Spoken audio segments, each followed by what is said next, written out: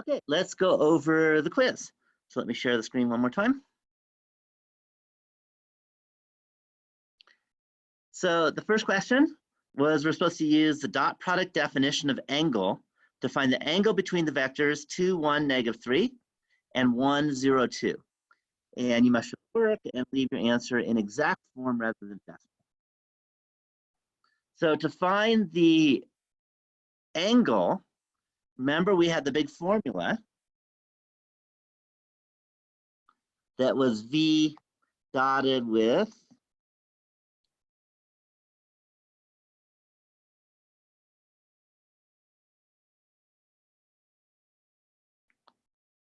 where is dot on this one? That'll work. I think it's that one. V dot W is equal to the magnitude of V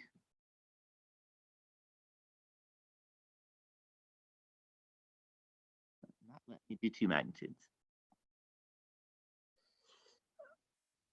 It's okay, but you're just supposed to hit submit. So I might take a point off or two because if you send the quiz via email, it's not how you're supposed to do it. So you might lose a point or two. So just note that. You need to hit submit and you have to do that by 8:55. So we have the magnitude of V times the magnitude of W times the cosine of the angle between them.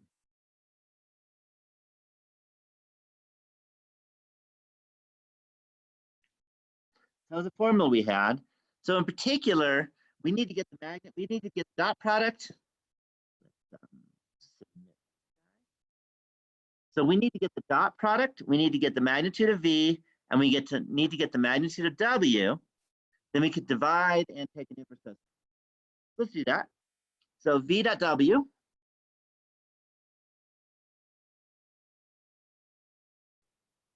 is equal to, well, that's just going to be 2 plus 0 minus 6, which is -4.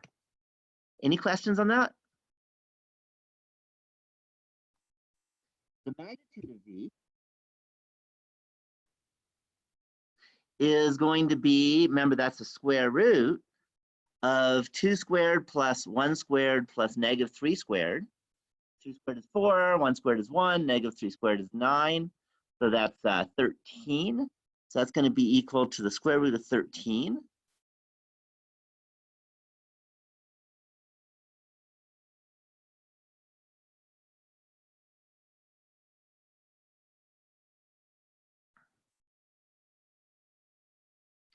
And then we have the magnitude of W. Magnitude of W is going to be the square root of 1 squared plus 0 squared plus 2 squared. 1 squared is 1, 2 squared is 4, 0 squared is 0, of course. So that's just root 5. So the magnitude of W is equal to the square root of 5.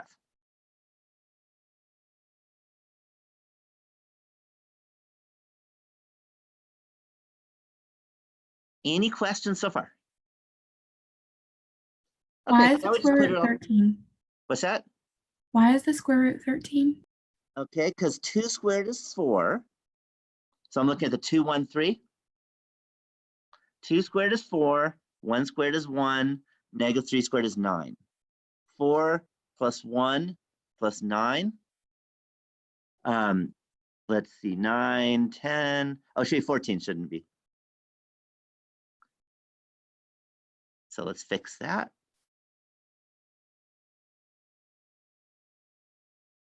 Much better. Thanks for catching that. Okay, so then we know that theta is the arc cosine of the dot product divided by the magnitudes. Forget it. So that's going to be the arc cosine of the dot product over the magnitudes. So let's just finish it off. So theta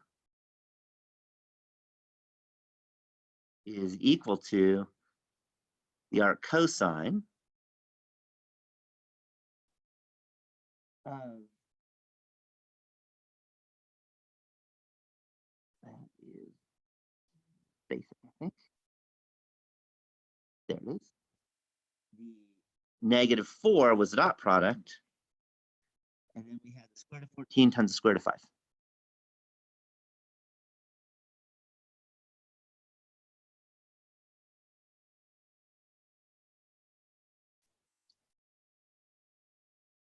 Any questions on finding the angle between those two vectors? Any questions? Okay, let's do number 2. Find a vector orthogonal to both vectors 3, 2, 1 and 0, 1, -1. You must show your work. So how do you find a vector orthogonal to two other vectors? You remember that we did 2 days ago? Or maybe today if you did in your homework this morning or last night or something. So how do you find a vector that's orthogonal to two vectors? Yeah, we take the cross product. So what we just need to do is we need to take 3, 2, 1.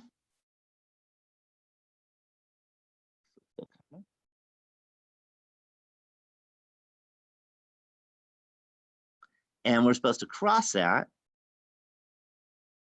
with 0, 1, -1.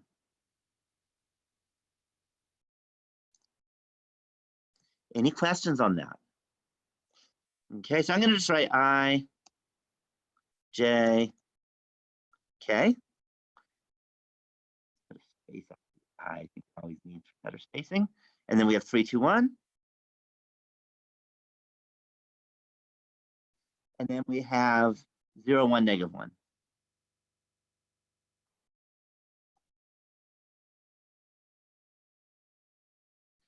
And we find the determinant of that. Okay, and the determinant of that, we look at the I component, cross the first row, cross the first column, and you get 2 times -1 minus 1 times 1, which is -3.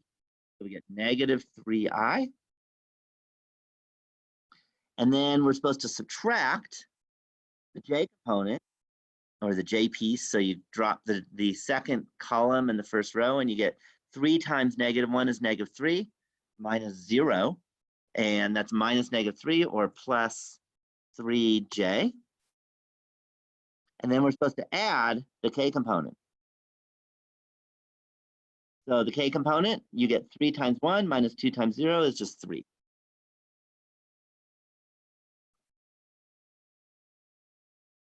And that's it. Any questions on number 2?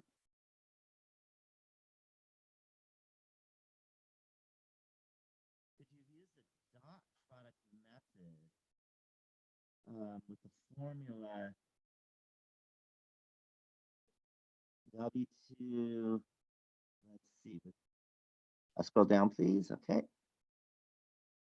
With the formula W2 equals A1, A minus W1. That might work. I'll have to take a look. But you better get a multiple of what I just have. If you don't, then it's not right. But the cross product is really the way you get something orthogonal to two vectors. Just do it that way. Okay, it's much, much easier. Okay, let's look at number 3.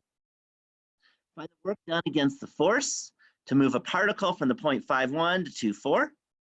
You must use the method that was discussed in the webinar Wednesday. So do you remember the definition of work given vectors? Remember the definition of work? That's the vector definition, which is very different than last quarter. Yeah, so we're going to do F cross the displacement vector. Sorry, F, not cross, actually, so it's F dot. So the work is the dot product, not the cross product. So we're going to take F, which is 2i minus 3j.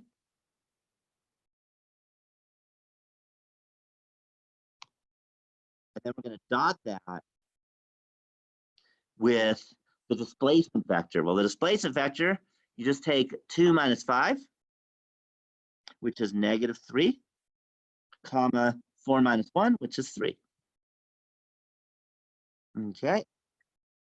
And if you want, it looks a little weird to write 2i minus 3j. I think it's easier to write as 2 comma -3. Same thing. Just looks a little better to not have mix and match. So we dot those. And that's 2 times -3 is -6.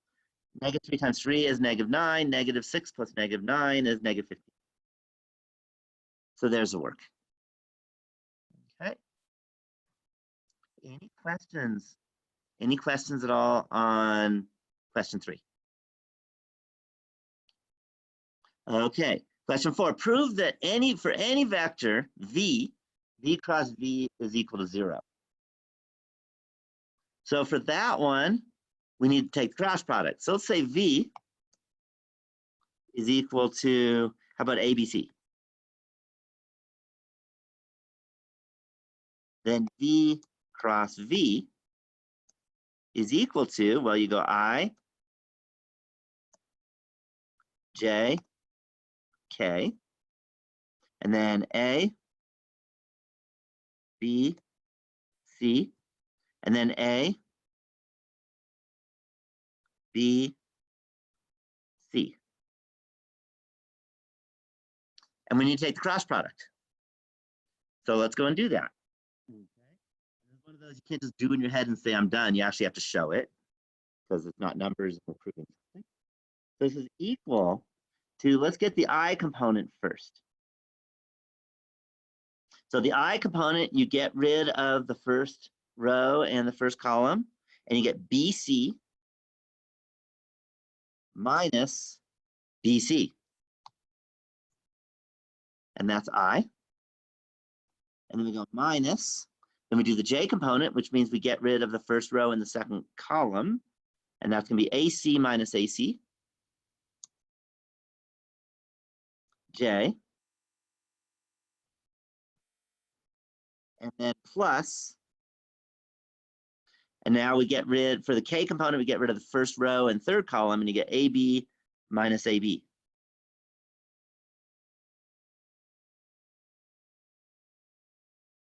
Okay. And what's BC minus BC? Better all know? Yeah. And what's AC minus AC? 0. And what's AB minus AB? Also 0. So this is equal to the 0 vector. And I think the easiest way of writing it is 0, 0, 0 as a vector.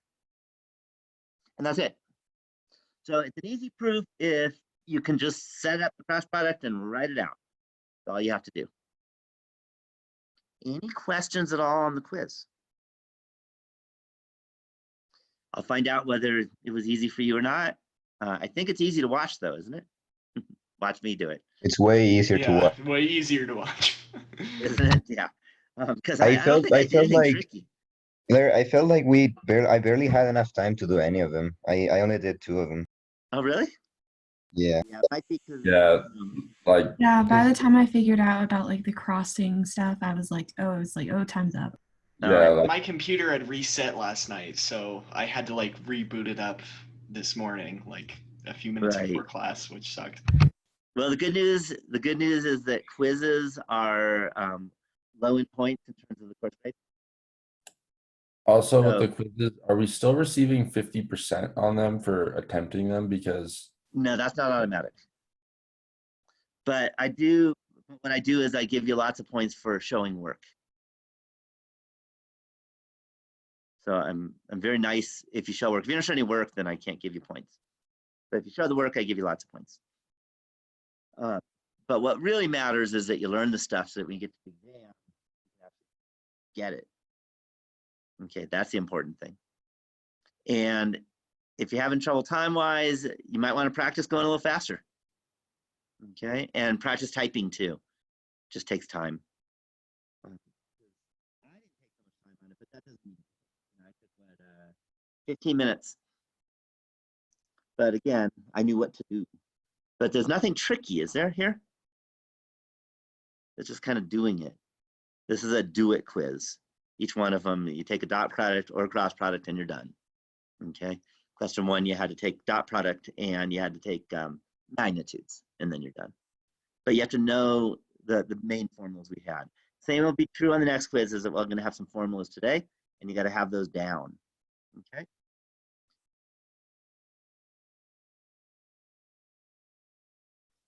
Yeah, so we're not going to just get full half credit for just name. You got to have names and work. If you have work shown, I'll give you the half credit just for the work. Okay, but again, the quizzes are not a lot of points. So don't stress over the score, stress over the learning. That's what matters. I know it's hard because you're so used to stressing over the scores of everything. You should definitely stress over the score on your exam though, because that's where most of the points are. In fact, maybe I can just show you just to remind you. Syllabus.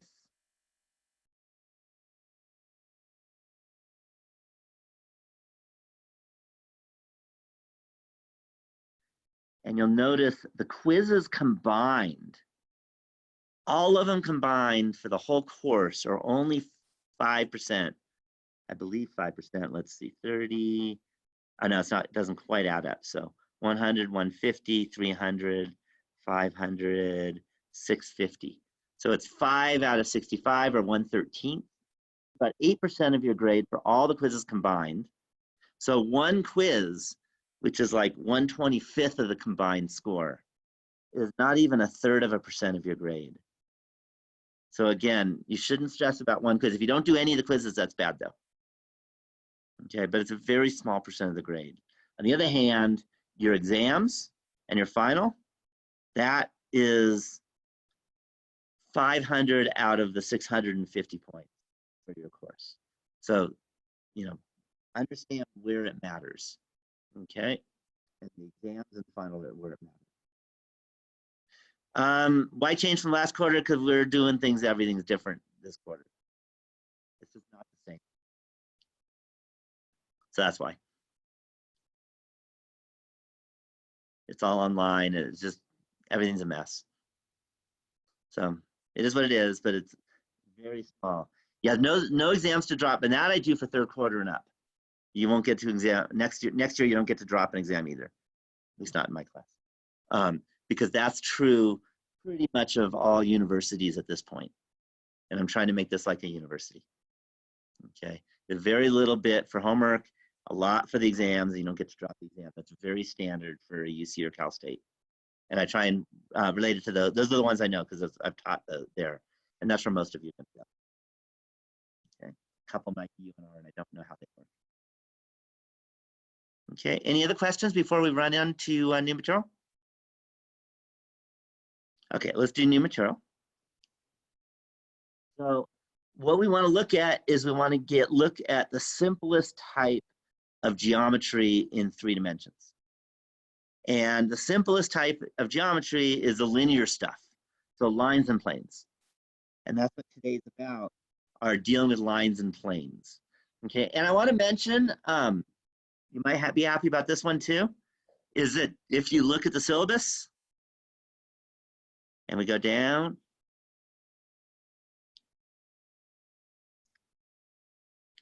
we are here, and you'll notice we only have one section to cover. And pretty much from now on, we only have one section to cover. Think every time. Okay, so every day we only have one section to cover. We've been doing double sections for the last bunch of days. So it gets a little easier. Okay, and I don't think this is necessarily harder, it's not, but I like to go a little faster at the beginning.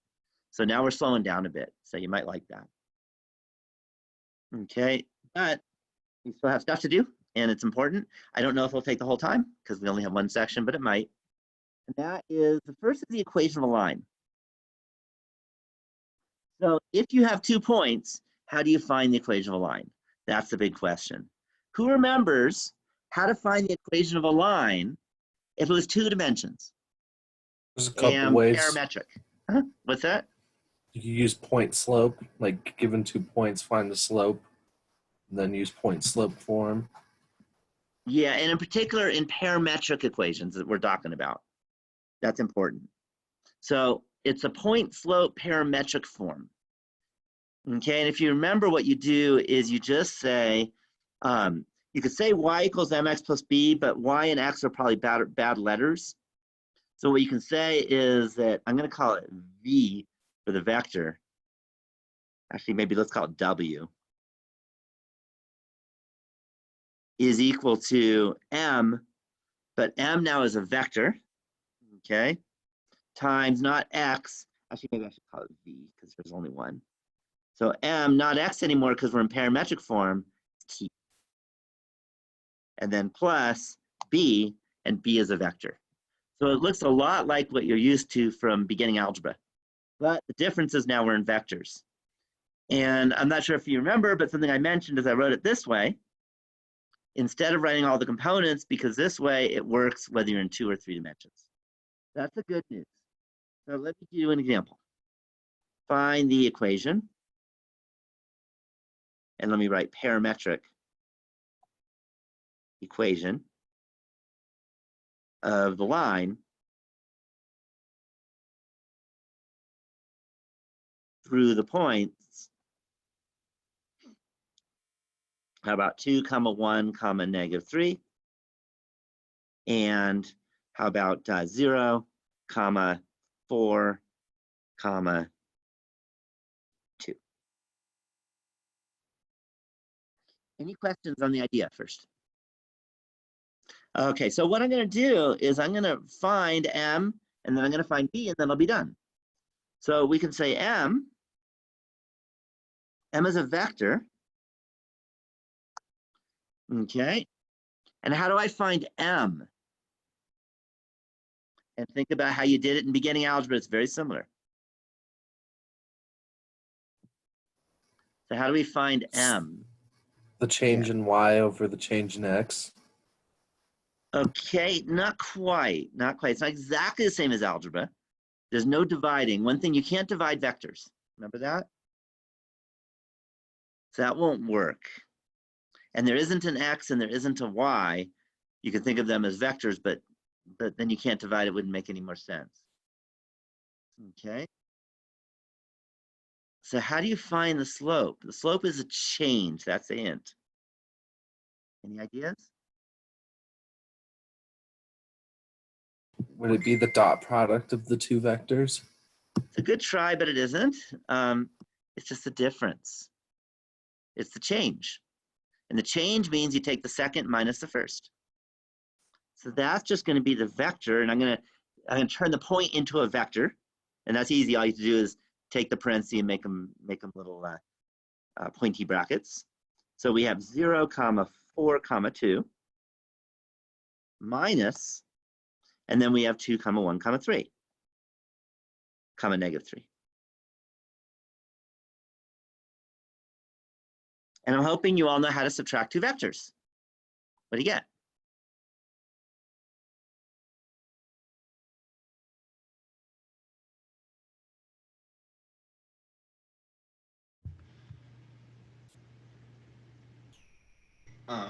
Yeah, Yeah. -2, 3, because 2 minus 0 is, 0 minus 2 is -2, 4 minus 1 is 3, and 2 minus -3 is 5. Any questions so far? Okay, now we need to find b. B is also a vector. B is even easier, that's a hint. M was easy if you know what to do, by the way. But what's b?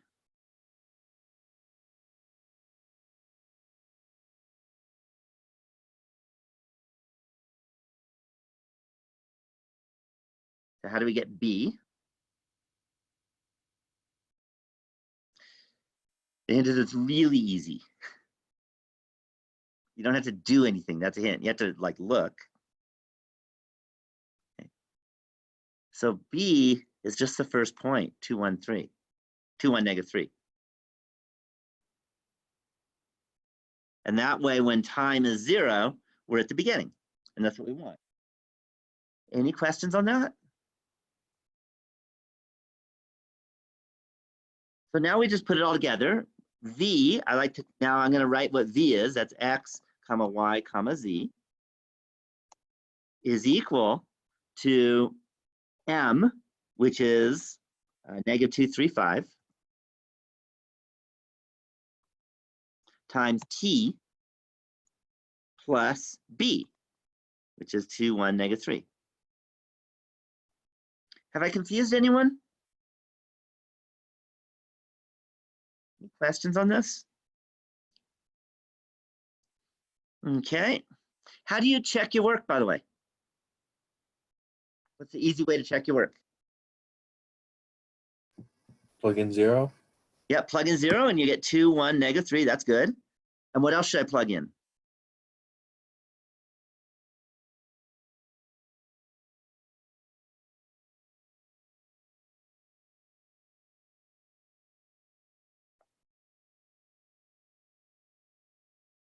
Ideas? I know it's been a week since we talked about this, but we did this. Yeah, we plug in 1.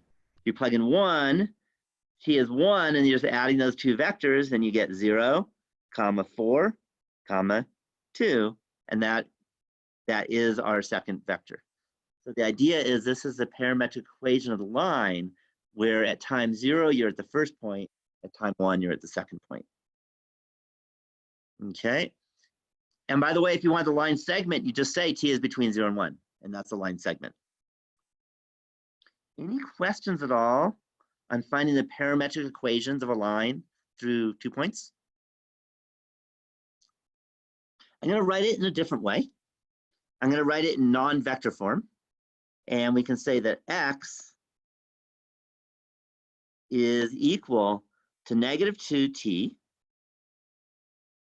plus 2. So I'm just going to split out the components. Y is equal to 3t minus 3, and z is equal to 5t. Wait, 3t minus, so y is 3t plus 1, sorry about that. And then z is 5t minus 3.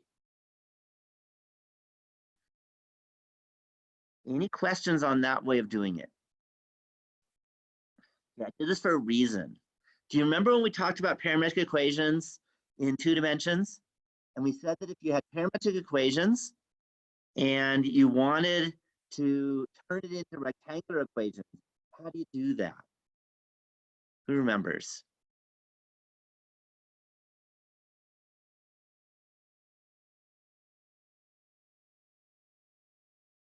I know it's been a week, but we did it. So if you want to go from parametric back to rectangular, what do we, back to standard You equation? eliminate the parameter. Yeah, we eliminate the parameter. Okay, now it's a little more complex in 3 dimensions, but we can still do it. So what here, you look at this and I have 3 equations instead of 2. So I can't just eliminate the parameter and plug in and that's it. Okay, into say the first one and plug in the second one, because then I'm ignoring the third one.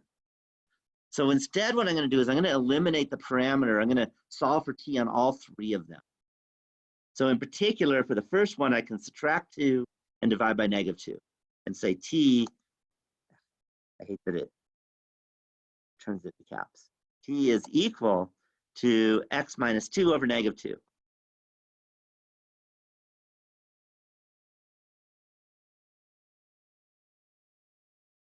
And in the second one, we do the same thing. We say t is equal to y minus 1 over 3.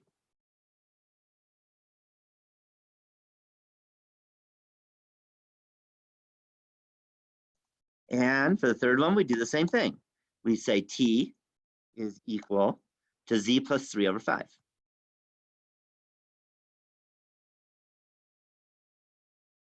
Any questions so far? So if we know that t is equal to 3 different things, what can you conclude without using the letter t, without even saying the letter t? Because we want to eliminate the parameter is our goal. What can we say based on this last line that I've written? X is equal to y and z. X is not equal to y and z. I mean, just look at these points. For example, we have 2, 1, -3, and 2 is not equal to 1. Do you see that? The hint is we have t is equal to 3. T is equal to this first thing, t is equal to the second thing, and t is equal to the third thing. Kind of a basic math thing. Yeah, we can set them equal to each other. Exactly. And we can say that, and I'm going to copy and paste because it's easier. We can say that x minus 2 over negative 2 is equal to y minus 1 over 3, which is equal to z plus 3 over 5.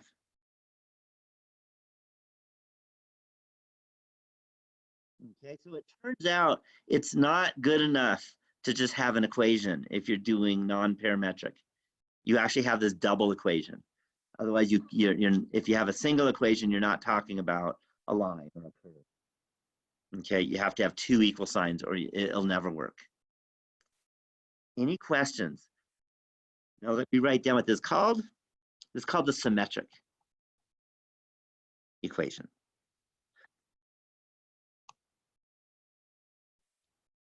Whereas this guy here is called the parametric equations.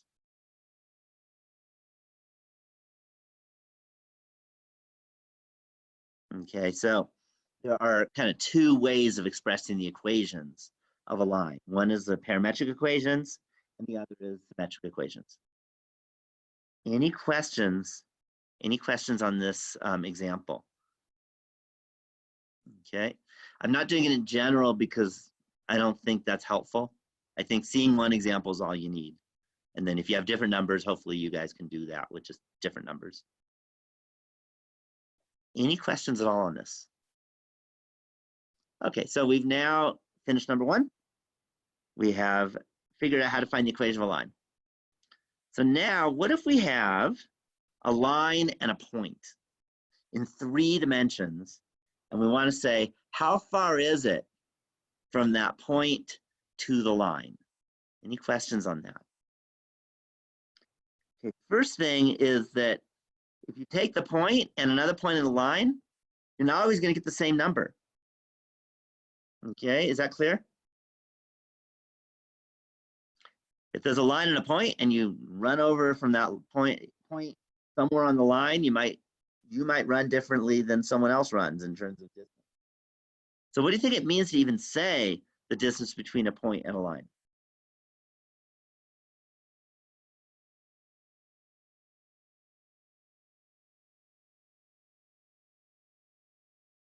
Any ideas? An equation, not quite. It means the shortest distance. So it means of all points on the line, take the point take the point on the line that's closer to the other point that you're looking at and use that one and then find the distance. Any questions on that idea? Okay, so to do this, we need to do some drawing, and I actually set this one up ahead of time. Okay, so what we have is we have this point M right there, and we have a line over here at the bottom.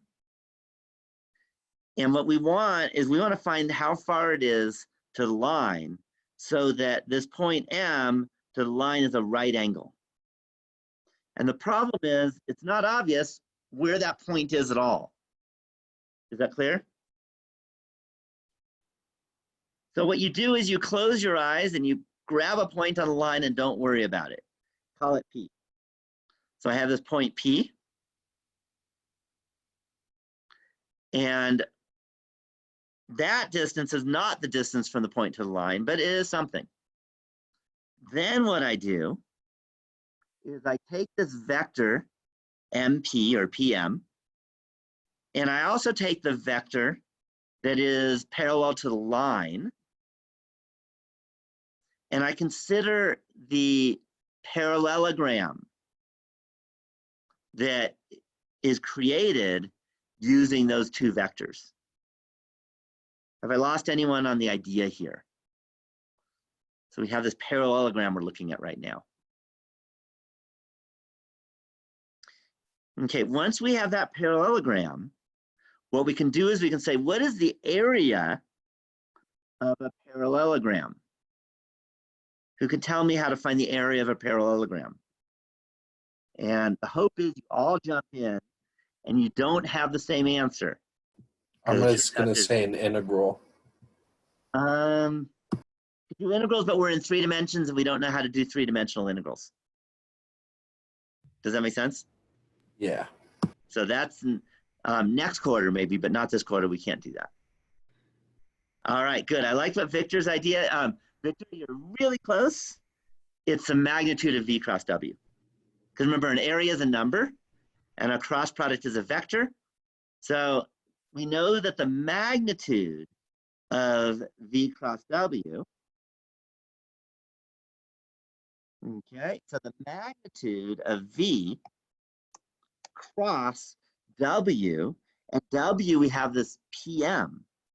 So I'm just going to write PM, the vector from P to M, is the area of the parallelogram, right?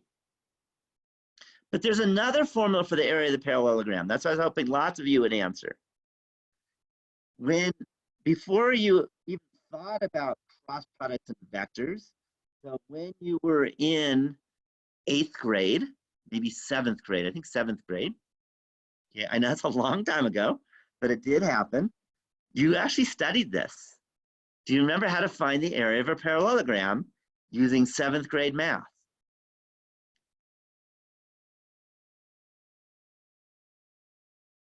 Am I asking something too hard, like remember something that happened years ago? But it did happen, I promise. I was a terrible student like back the- then. Base times the height multiplied by something else. I don't remember. What the You know what? You were something great else until you kept talking. Just base times height. was. Okay. Sound easy? Yeah. So it's just the base times the height. So the area of the parallelogram is just going to be the magnitude of PM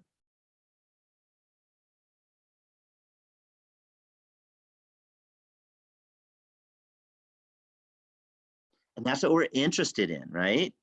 Or not that, that's not what we're interested in. The magnitude of PM, that's what we know, times the height, that's what we don't know, but that's what we want. So I'll call that H for height. Sound good? The book calls it D. I just hate calling things D. Why do I hate calling things D? Because we're in calculus. We're in calculus. If the title of this class is calculus, D is an awful letter to use. So I try to avoid D, especially as a separate variable. So I'm gonna call it H, if you're okay with that. Okay, and I want H. So even the 7th graders can answer this. How do you find H? Divide by the magnitude of PM. PM. Okay, so that tells us that H is going to be the cross product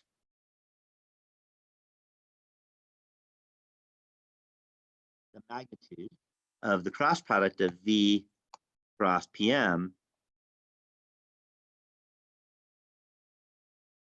divided by the magnitude of PM.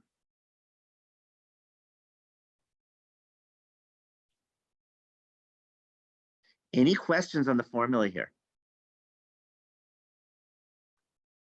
Okay, that's how you find the distance from a point to a line. Okay, so let's do an example. Find the distance from the line at the point.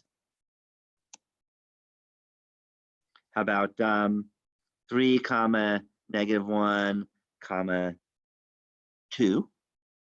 Just throw in some numbers to the line. And I'm going to write the line in vector form, which is basically parametric form, just less typing. 1 minus t, comma t, comma 2 plus t.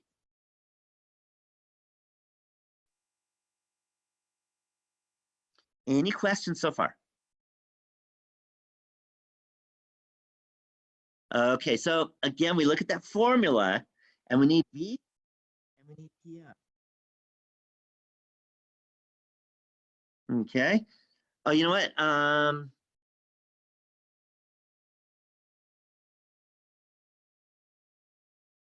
Actually, I have this backwards. That's not PM on the, that's not PM, it's actually V is the formula. I knew something was wrong. I apologize for that. So our vector is going to be a vector on the line, and we're going to use that. Okay, so now how do you find a V? We're talking about V now. How do you find it? How do we get a vector on the line?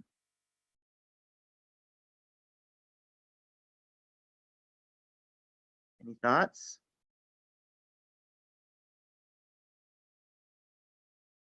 Or a vector parallel to the line is all we need. I'm not seeing you all jumping in.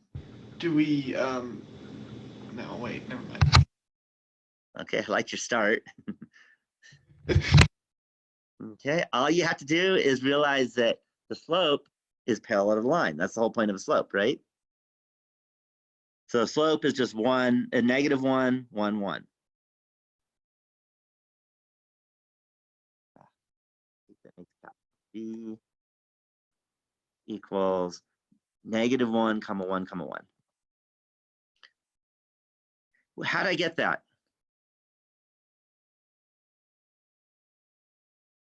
How do you get those three numbers there? Negative 1, 1, 1. It's given, but you have to know what to look for.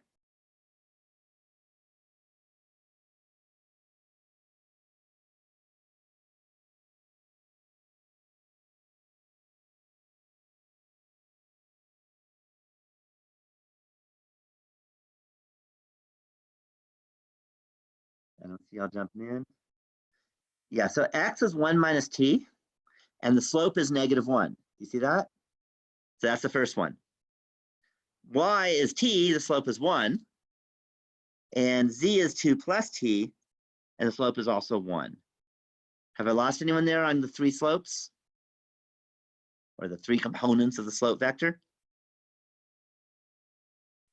Okay, I need a point.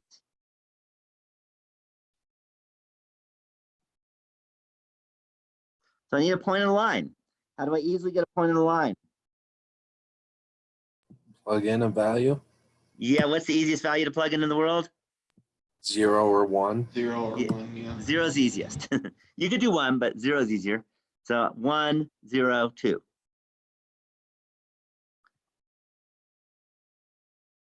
Any questions on that?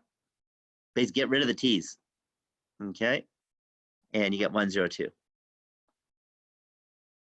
So that means PM is going to be the vector from P to M. Okay. And by the way, it doesn't matter whether you do M to P or P to M because we're taking magnitudes. So from P to M, we're going to take 1 minus 3 is negative 2. We're going to take negative 1 minus 0 is negative 1. And we take 2 minus 2 is 0. Any questions on that? Wait, it's positive 1. Should have had questions.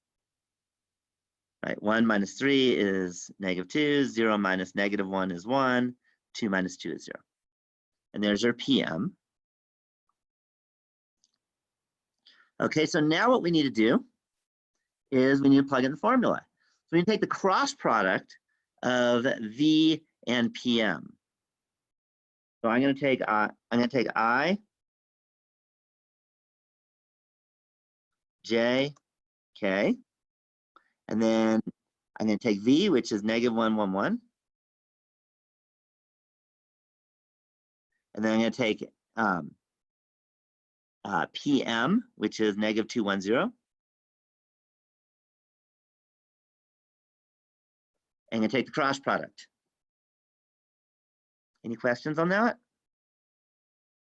So the I component is going to be negative 1. So we get negative 1. The J component is going to be negative 2. There's actually 3 negatives happening. That's why it's negative 2. It's negative 1 times 0 minus the negative 2 times 1, and then negative that. That's just negative 2. It's negative 2.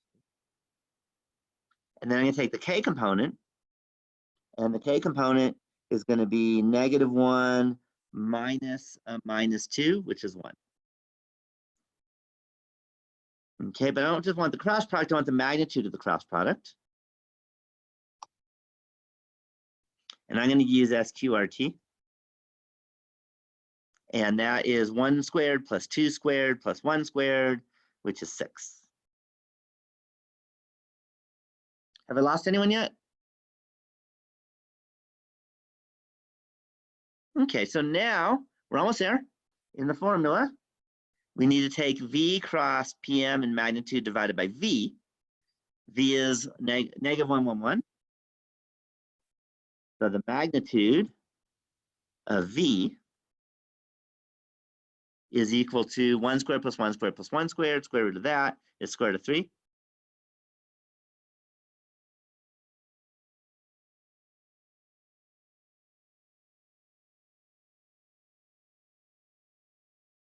So now the question is find the distance between the points. So I need to get that formula. Okay. Pop it back in.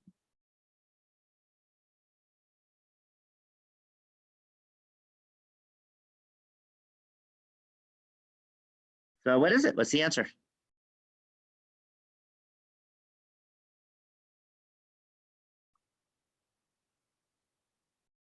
actually somewhat simple. There's a square root involved, but it's like the easiest square root in the world. It isn't the first step.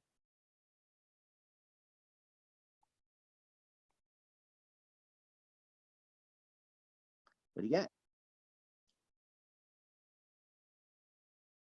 I don't see y'all jumping in, but hopefully you can tell me. Square root of 2 or Yeah, square root of 6 divided by square root of 3. Like Exactly, your square root of sec- 2. Because 6 over 3 is 2. Remember that you're allowed to put them together when you're dividing. So that's it. There's our distance from the point to the line. Any questions? Any questions on this example? All right, let's go to our agenda. We just finished number 2. So now we're on number 3. So, and I'm not going to spend a lot of time. There's not much to say about this except talk. And that is when you're probably very used to finding comparing lines in 2 dimensions. And hopefully you know lines either cross or they're parallel or the same line. You all know that, right?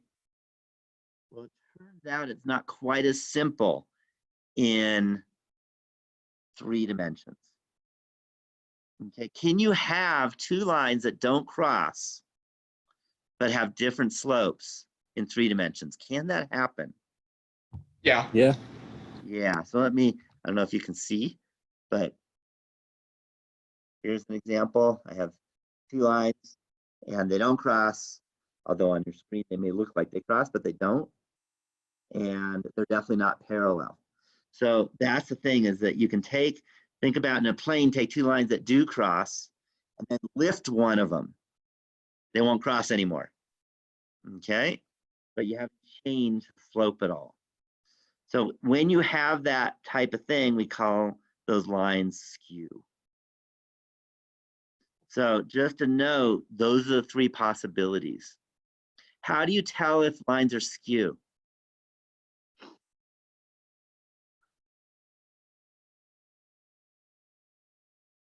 Any thoughts?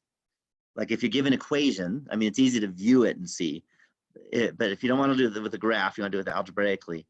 How do you tell if they're skew? What? Probably signs are completely different. Signs. I'm not sure by signs. Okay, yeah. So the first thing, Victor, you get the idea, is you can look at the slope. You look at the slope, and you got to make sure the slopes are different. Remember, the slope is the coefficients, the vector coefficients in front of the t. And if those are different, and you have to make sure they don't intersect. So basically, you find the intersection using multiple equations, find out they don't intersect, find out the slopes are different, and then you're good.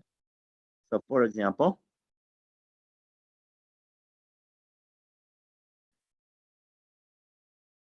show that the lines, and I'm going to do it back to form because it's less writing. How about t comma 1 plus t comma 2t and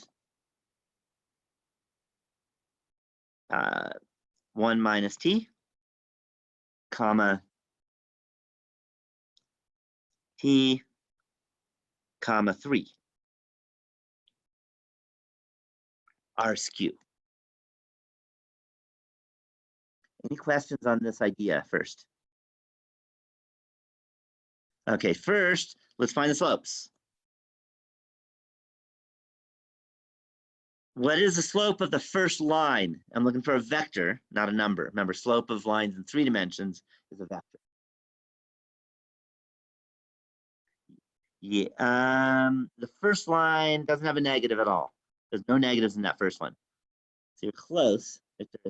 Yeah, it's 1, 1. It's 1, 1, 2.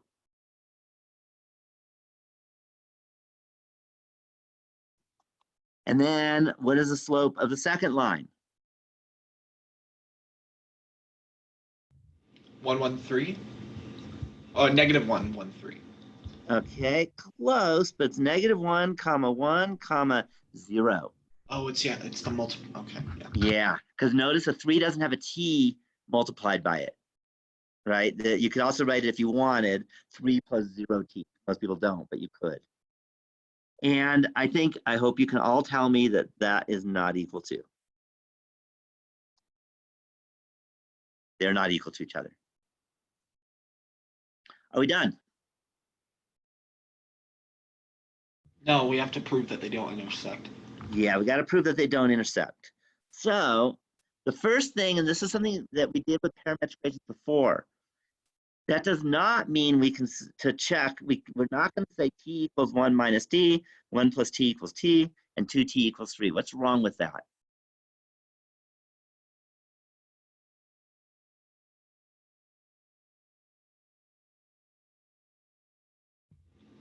They have to all equal each other at some point of t. So both equations have to line up at one point of t. Actually, the exact opposite Oh. is that they intersect if there are 2 different times where they have the same point. So it's kind of like the airplane example. There's a big difference between the paths intersecting and the airplanes hitting each other. Is that clear? I don't know if you remember, we did that last week. So in this case, we have to say there could be 2 different times. So we can't say t equals 1 minus t. We can say that s equals 1 minus t.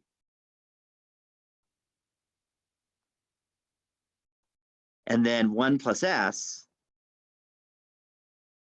is equal to t. And then 2s equals 3.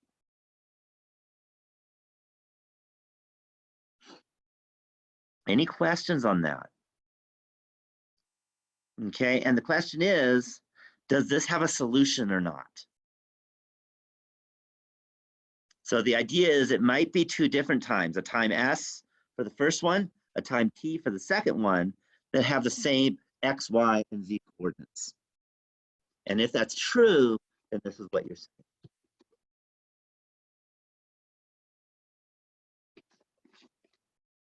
All right, I think the easiest of these 3 is the third one, because I can tell you what is s. 3 halves. S is 3 halves. But if s is 3 halves, well, that means t is 1 plus s, right? So t is going to be equal to 5 halves.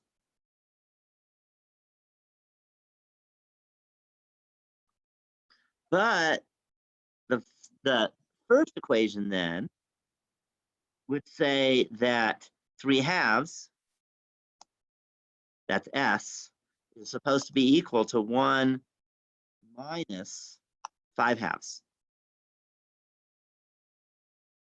1 minus t. And is that true? That's false. 1 minus 5 halves is not 3 halves. Okay, in fact, it's a negative number. So it's false. That means they don't intersect.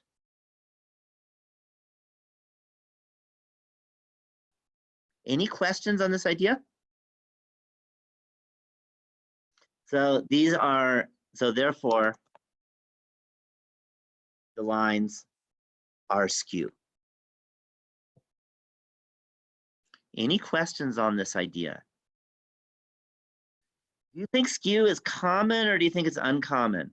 So if you randomly picked a couple lines, you think it's likely or not likely?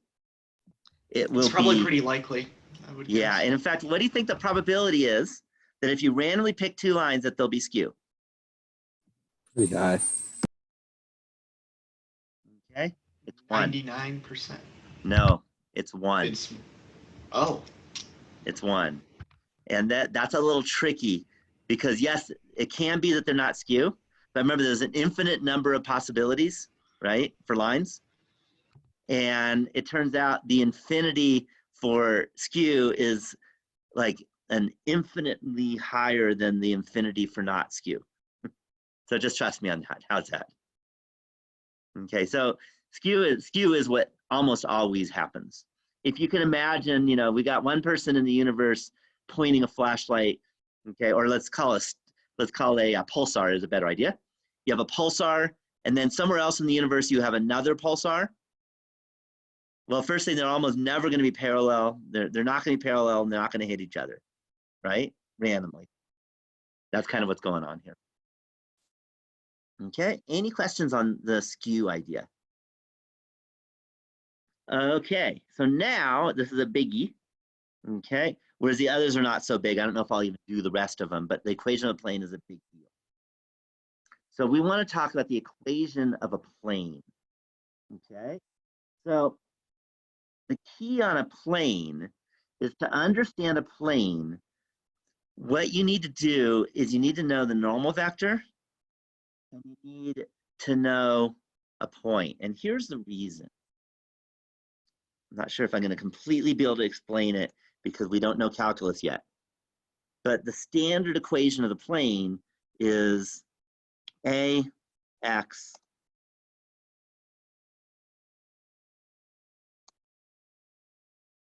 plus BY plus CZ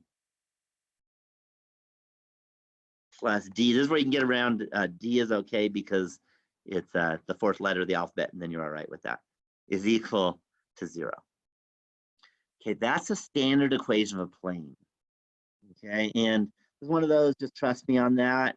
And then when we get into calculus of multivariables, we'll see why.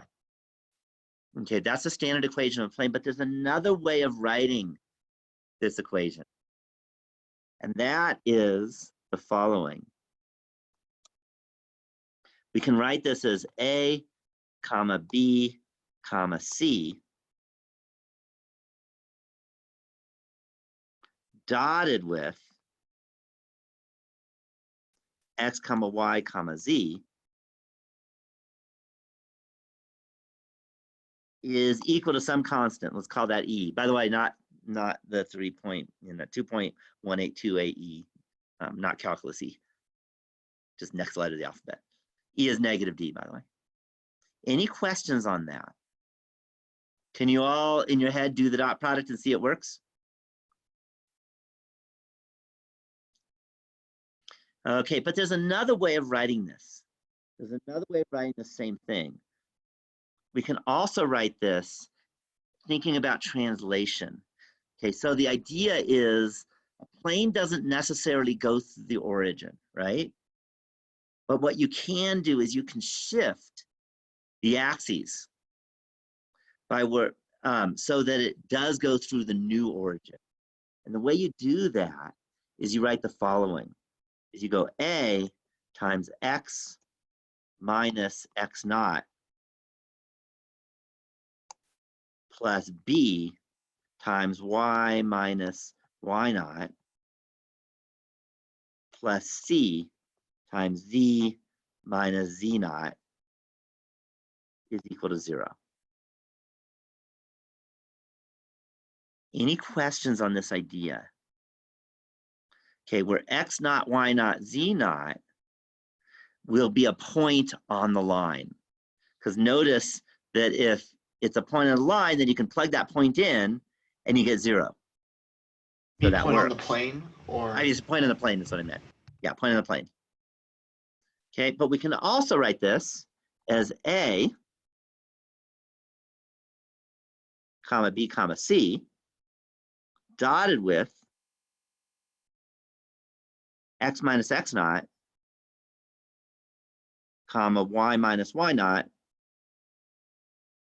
comma z minus z naught is equal to 0. So I'll let you look at that and see that if you take the dot product, you get the line above it. Any questions on this idea? Okay, so x, y, z is a point on the plane. Any questions on that? Okay, so what this says, let's look at this a little better, is ABC, so this vector, dotted with a displacement vector on the plane is equal to 0. Any questions on that? Okay, so ABC is going to be a vector that is orthogonal to all vectors on the plane. Because different x, y's, and z's, all those have to be on the plane. If you subtract a point on the plane, you get a vector on the plane. And we need to find ABC.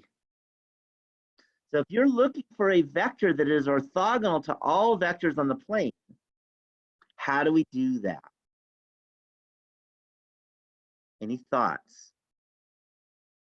And the hint is we did it 2 days ago. Yeah, we take the cross product of two vectors on the plane, and that'll give you something that's orthogonal to the plane. So ABC, we use a letter for that. We're going to call that N.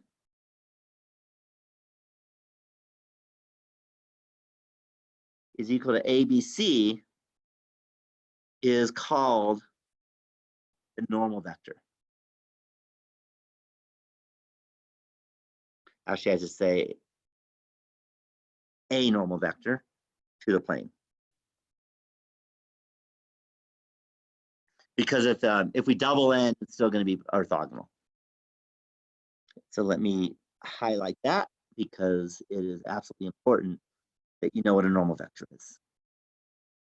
So that says that if we can find a normal vector to the plane and we can find a point on the plane, we can find the equation of the plane. Any questions so far? So let me give you an example. Find the equation of the plane. Let's find the equation, QUH equation of the plane that contains the points about 0, 1, -1. How about 2, 1, 1, comma, I gotta make sure, hopefully this last one's not on the line. How about -1, 0, 3. Hopefully that'll work.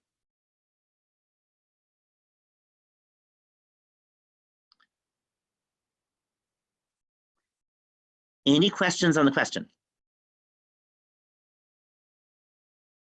Okay, so what I need to do is I need to find a normal vector.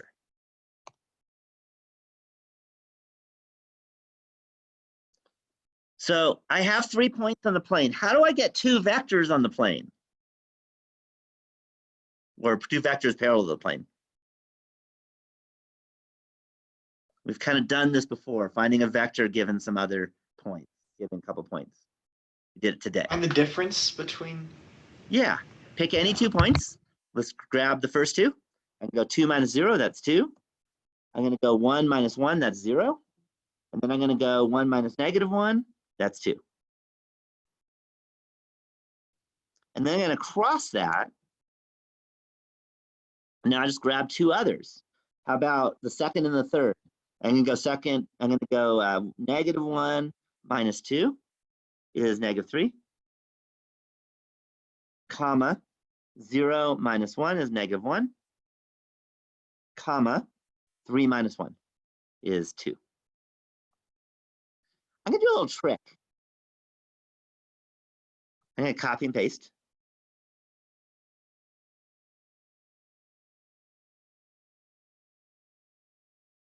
Make the 2's the 1's. Why can I do that?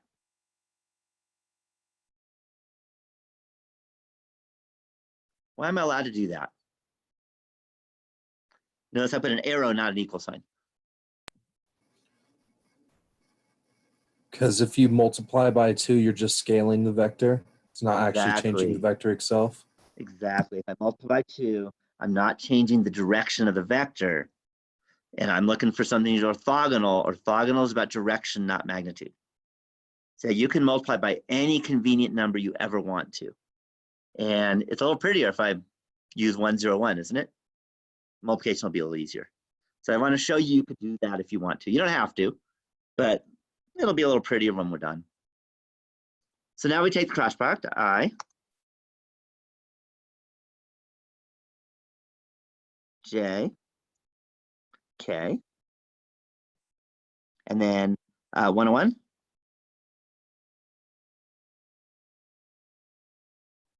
And then -3, -1, 2, and we find the cross product. So do the I component first. I get 0 minus a -1, which is 1. Now do the K. I get 2 minus -3 is 5. But I have to make that negative, so it's -5. That's the J. Now let's do the K. And I get -1 minus 0. And that's -1.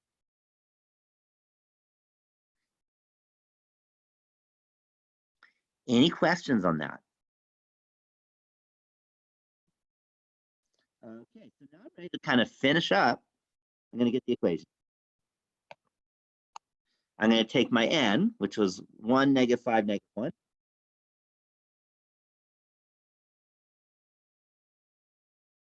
And I want to dot that with my vector x minus, remember, I got to subtract x naught. How do I get an x naught, y naught, z naught? The hint is very easy. Call them 0.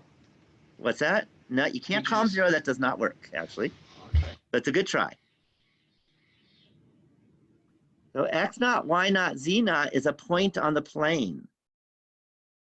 Do we know any points on the plane? We know 3 of them. We know 3 of them. So whatever mood you're in, you pick one. Doesn't make any difference which one you pick.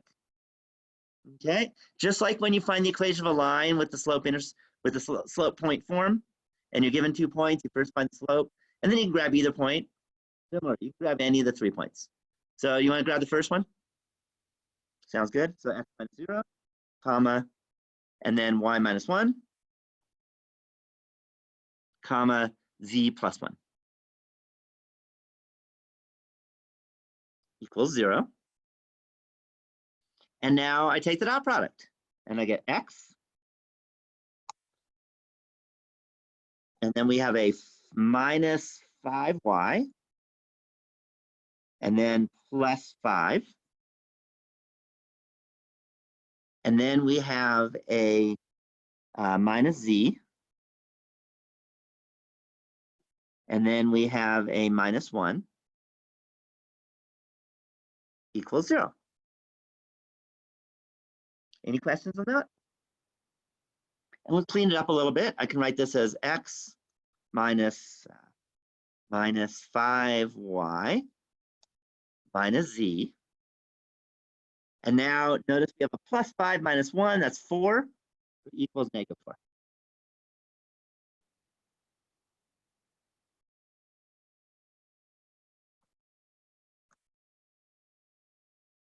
Any questions on finding this equation? Okay, let me show you a few ways of checking your work. It's always a good idea. The first is, let's look at the coefficients in front of the variables. 1, -5, -1. Where have we seen that before?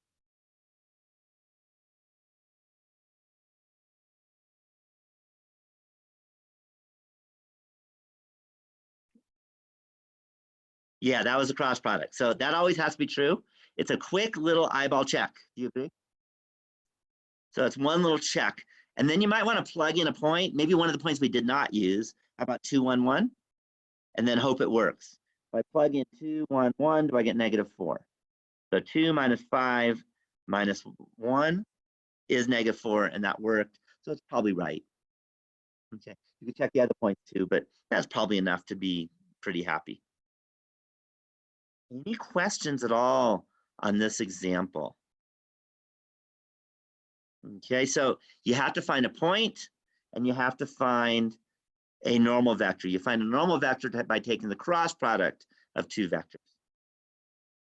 All right, I don't have a lot of time left. Again, the last pieces are, I mean, you can read through the book. There's nothing too much about it.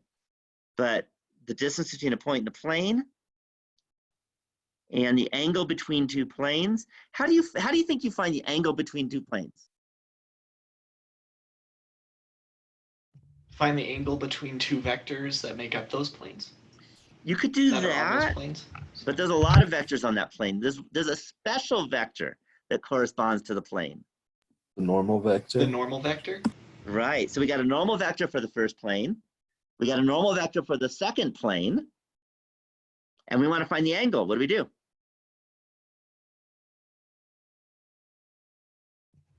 Cosine of theta equals the dot product of the vectors divided by the magnitude of the vectors multiplied. Exactly. You remember the quiz problem.